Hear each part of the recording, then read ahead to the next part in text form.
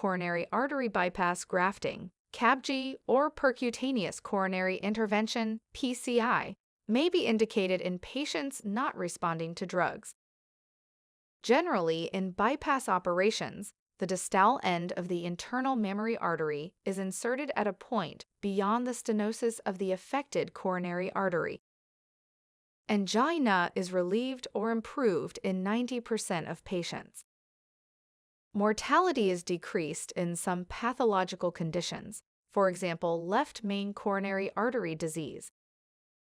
Originally, in PCI, a balloon catheter was used to split and compress the atheromatous plaque, but now the dilatation is followed by a metal wire mesh tube, stent, to scaffold the vessel segment.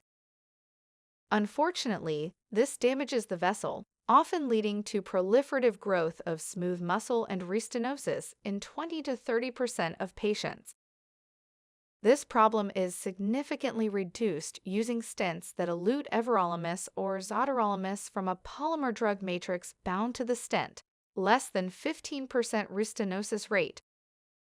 Prolonged and continuous antiplatelet therapy is essential with drug-eluting stents because the endothelialization of the stent, which prevents thrombosis, is delayed by the antiproliferative drugs. Unfortunately, the ideal duration of antiplatelet therapy, aspirin with clopidogrel, with drug-eluting stents is unknown, but is probably at least 12 months. So that was all for today. Keep watching sqadia.com for more.